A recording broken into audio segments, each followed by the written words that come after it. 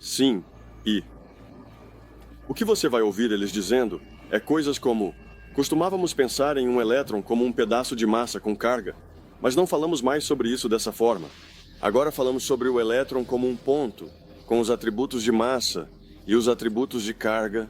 Bem, se você vai simular um elétron em um computador, você o simula como um ponto, com os atributos de massa e os atributos de carga.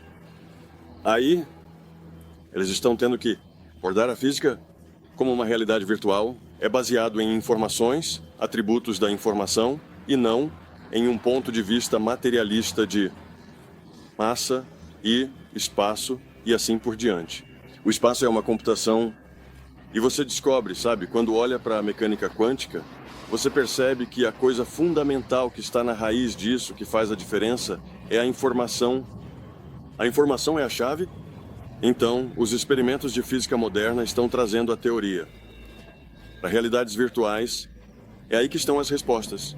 É isso que você precisa entender se quiser compreender os resultados dos experimentos.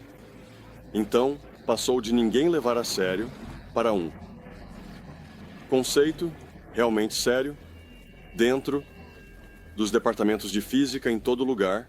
Então, isso é bom. Isso é bom para mim, porque assim que essa realidade funciona,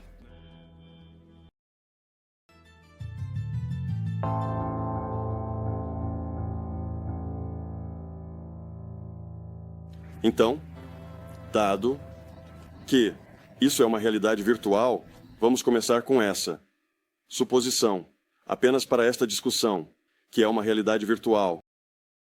Então, todas as realidades virtuais funcionam. Da mesma maneira, têm a mesma estrutura. Agora, existem diferenças entre elas, mas a estrutura fundamental de uma realidade virtual é esta. E eu vou usar o videogame World of Warcraft como uma forma de falar sobre isso.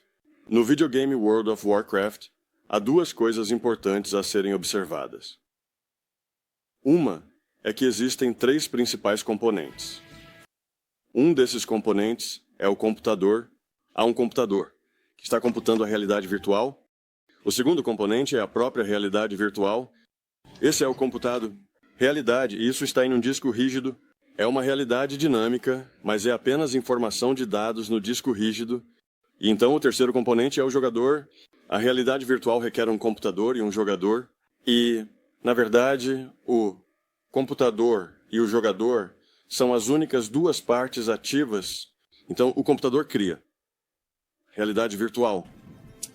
E o jogador olha para os dados, ele envia esses dados para o jogador. O jogador exibe e interpreta isso. Neste caso, no World of Warcraft, há um monte de pixels. O jogador olha para os pixels, interpreta o que isso significa, e então faz escolhas. O jogador decide se vai se mover, correr ou ficar, ou lutar, ou o que quer que seja. O jogador envia essas escolhas de volta para o computador. O computador as implementa nas visuais, que está computando, então faz com que o elfo corra ou lute, ou faça o que for dito para fazer, e envia esses dados de volta para o jogador para mostrar a ele o que aconteceu.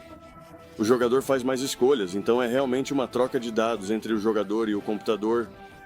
A realidade virtual em si é apenas informação em um disco rígido em algum lugar que continua sendo atualizada, sabe? De tempos em tempos. Então, a segunda coisa a saber sobre isso é que tanto o computador quanto o jogador não podem estar dentro da realidade virtual que está sendo computada. Agora, o que isso significa é que o elfo, no mundo de Warcraft, o mapa do mundo de Warcraft, ou o mundo, o seu quadro de realidade. Esse é o quadro de realidade do World of Warcraft. O computador não pode estar dentro desse quadro de realidade, porque uma simulação não pode simular a si mesma. Então, o elfo nunca vai olhar ao redor, no quadro de realidade do World of Warcraft, e encontrar o computador que está computando isso. Para o elfo, o computador é não físico. Para o elfo, o mapa do World of Warcraft é físico. Se o elfo bater em uma árvore, ele se choca. Ele tem que abrir portas e passar por elas. Ele não atravessa paredes, então ele vive em uma realidade física.